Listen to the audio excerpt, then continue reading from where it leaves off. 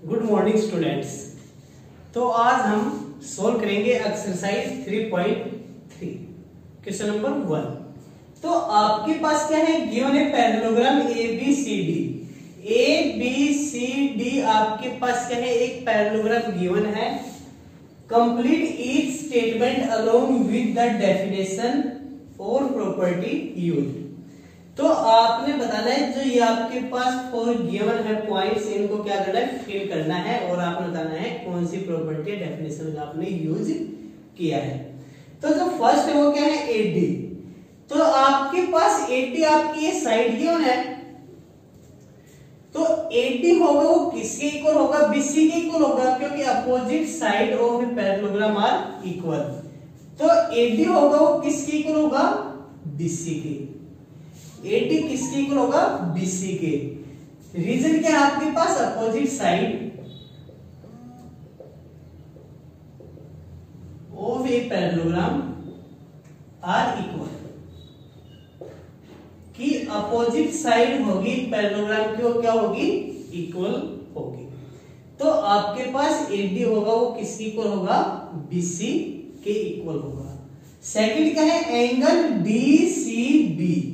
Angle DCB जो ये complete angle होगा, ये किस एंगल के इक्वल होगा, angle DAB। Angle DAB same type से आपके पास क्या होंगे, अपोजिट एंगल इक्वल, कि जो पैरेललोग्राम है उसके अपोजिट एंगल भी क्या होते हैं, इक्वल होते हैं। तो एंगल DCB किसके इक्वल होगा, DAB के इक्वल होगा। नेक्स्ट क्या है, third OC is equal to. तो आपके पास जो OC होगा, OC आपके पास ये साइड है, तो OC होगा वो किसके इक्वल होगा, OA के इक्वल होगा। OC होगा वो किसके इक्वल होगा, OA के इक्वल होगा। जो आपने प्रॉपर्टी का यूज किया वो क्या है, डायगोनल बाइसेक्ट ईच अदर।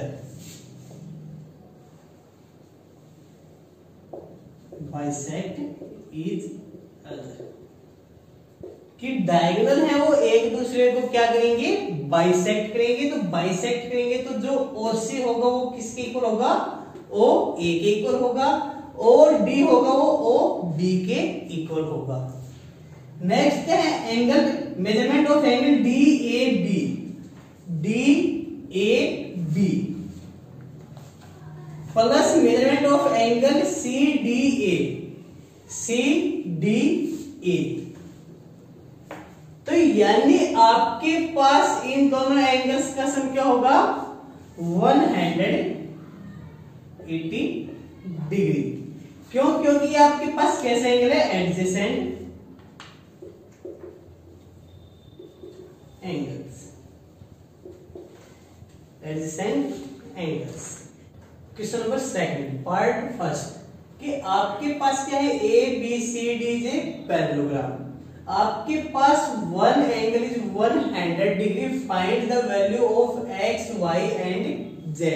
कि आपको क्या है, जो अननोन है X, Y, Z, उनकी क्या करनी है, वैल्यू फाइंड करनी है। तो आपके पास क्या है, Y इज इक्वल टू 100। क्या होंगे, अपोजिट एंगल ऑफ पैरेललोग्राम। क्या होंगे, अपोजिट,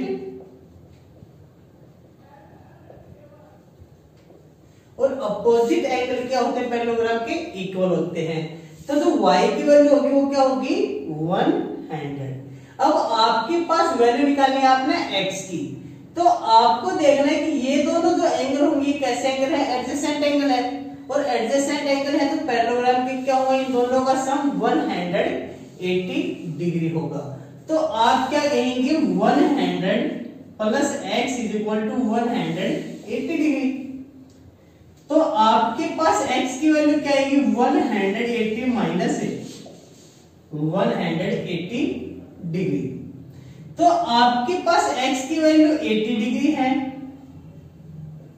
तो X और Z क्या है आपके पास, opposite angle of a parallelogram, और अपोजिट एंगल क्या होते हैं, इक्वल होते हैं। तो आपके पास Z की वैल्यू भी क्या आएगी, 80 डिग्री। क्योंकि z जितना होगा उतना ही क्या होगा, x होगा, जितना आपका y होगा उतना आपका ये एंगल होगा। Opposite angle of a parallelogram are equal. तो आपके पास x की वैल्यू क्या आएगी 80 डिग्री, y की वैल्यू क्या आएगी 100 डिग्री और z की वैल्यू क्या आएगी 80 डिग्री। सेकंड क्वेश्चन कि आपके पास ये 50 डिग्री है, ये y है, ये x है और ये क्या है एक्सटीरियर एंगल z। तो आपको क्या बताया, पहले तो देखना इन दोनों एंगल्स का सम क्या होता है 180 डिग्री। तो आपके पास क्या होगा x plus 50 is equal to 180। x की वैल्यू क्या आएगी 180 minus 50, x is equal to 130। अब जो वैल्यू x की आएगी वही वैल्यू क्या होगी y की होगी। क्यों होगी, ये opposite angle of a parallelogram are equal. तो आपके पास y is equal to x is equal to 130 कि y की वैल्यू भी क्या आएगी, जितनी वैल्यू x की होगी उतनी ही वैल्यू किसकी आएगी y की आएगी, क्योंकि क्या है ये opposite angle of a parallelogram. अब आपके पास नेक्स्ट है z। तो z क्या होगा, जो वैल्यू x की होगी वही वैल्यू किसकी होगी z की होगी कि x is equal to z is equal to 130। क्योंकि आपके पास क्या है, ये दो लाइन क्या है पैरेलल है और पैरेलल लाइन है तो ये कैसे एंगल है कोरस्पोंडिंग एंगल, और कोरस्पोंडिंग एंगल क्या होते हैं इक्वल। तो आपके पास ये क्या है कोरस्पोंडिंग एंगल्स।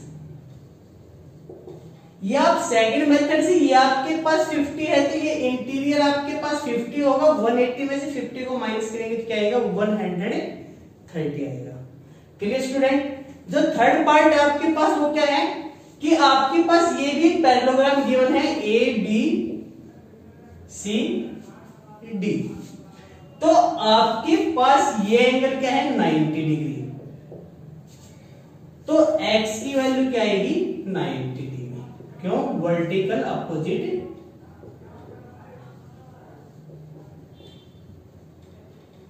एंगल्स।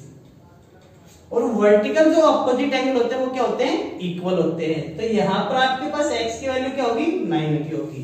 अब आपके पास ये ट्रायंगल है DOC, इन ट्रायंगल DOC आपके पास ये एंगल 90 डिग्री है, ये एंगल 30 डिग्री है, तो y की वैल्यू आपको फाइंड करनी है।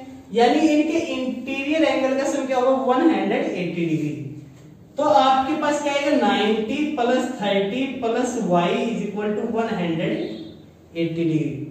तो यहां से y की वैल्यू क्या आएगी 180 माइनस इन दोनों का सम क्या आएगा आपके पास 120, उधर जाकर क्या होगा माइनस होगा। तो आपके पास y की वैल्यू क्या आएगी 60 डिग्री।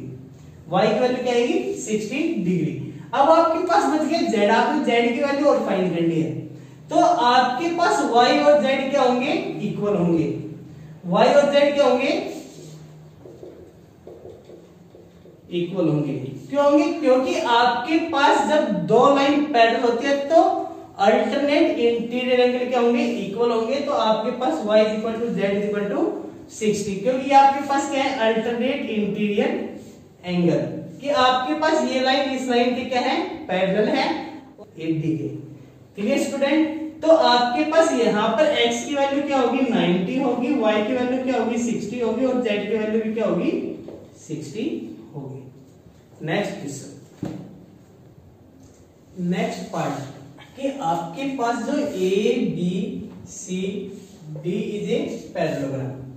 तो find the value of x y and z कि आपके पास जो x y और z है इनकी आपने वैल्यू क्या करनी है फाइंड करनी है। तो आपके पास जो ए बी यहां पर ये आपके पास 80 डिग्री की वजह तो y की वैल्यू क्या होगी 80 डिग्री, क्योंकि opposite angle of a parallelogram are equal. Opposite angle और अपोजिट एंगल पैरेललोग्राम के क्या होते हैं इक्वल होते हैं। तो आपके पास y की वैल्यू क्या आएगी 80 आएगी। अब आपके पास जो x है और 80 ये दोनों क्या है एडजेसेंट एंगल है, और एडजेसेंट एंगल है तो इन दोनों का सम क्या होगा 180 डिग्री होगा। x plus 80 is equal to 180 degree. तो आपके पास जो x की वैल्यू आएगी वो क्या आएगी 180 माइनस 80, तो x की वैल्यू क्या आएगी 100 डिग्री, क्योंकि ये आपके पास एडजेसेंट एंगल है और एडजेसेंट एंगल का सूत्र होता है 180 डिग्री। आपके पास अगर आपको z की वैल्यू निकालनी है तो आपके पास ये दो लाइन क्या है पैरेलल है, यानी AB और CD। AB is parallel to CD और AB CD के पैरेलल है, तो ये एंगल 80 होगा, तो ये एंगल भी क्या होगा 80 होगा, यानी z की वैल्यू क्या आएगी 80 डिग्री। कोरस्पॉन्डिंग एंगल, और कोरस्पॉन्डिंग एंगल क्या होते हैं इक्वल होते हैं, तो आपके पास z की वैल्यू क्या आएगी 80 आएगी। या आप सेकंड तरीके से ये x की वैल्यू 100 है, तो ये जो आपके पैरेललोग्राम के जो अपोजिट एंगल होंगे वो भी इक्वल होंगे, तो ये भी वैल्यू क्या होगी 100 होगी।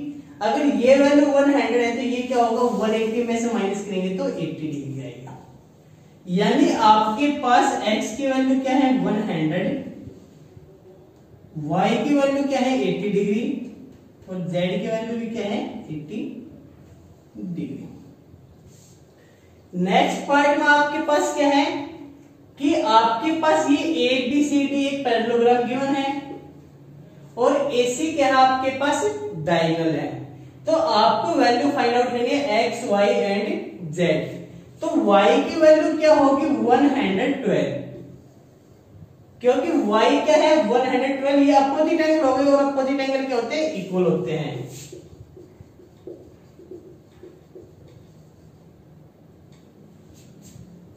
Opposite angle of parallelogram are equal. तो अब आपके पास ये वैल्यू आ गई 112 और ये आपके पास क्या है ADC is a triangle, in triangle ADC, in triangle ADC कि आपके पास इन तीनों एंगल्स का सम क्या होगा 180 degree. 112 plus 40 plus x is equal to 180 degree. 0 plus 2 2, 4 plus 1 5, 1 plus x is equal to 180 degree. तो जो x की वैल्यू आएगी क्या आएगी 180 माइनस 152 डिग्री। तो x की जो वैल्यू होगी वो क्या होगी 10 माइनस 2 8, 7 माइनस 5 2, 28 डिग्री। जो x की वैल्यू होगी वो 28 डिग्री है आपके पास, तो x और z क्या होंगे इक्वल होंगे। x is equal to z is equal to 28 degree. क्यों? क्योंकि आपके पास जो DC है वो क्या है parallel to AB, DC is parallel to AB, और आपके पास जो AC है वो क्या है ट्रांसवर्सल लाइन है, तो आपके पास ये क्या होंगे alternate interior angle are equal. Alternate interior angle और अल्टरनेट जो इंटीरियर एंगल होंगे वो क्या होंगे इक्वल होंगे। तो यहां पर आपके पास x की वैल्यू 28, y की वैल्यू 112 एंड z की वैल्यू क्या आएगी 28 डिग्री। क्लियर स्टूडेंट्स, इस वीडियो में इतना ही, बाकी डिस्कस करेंगे नेक्स्ट वीडियो में।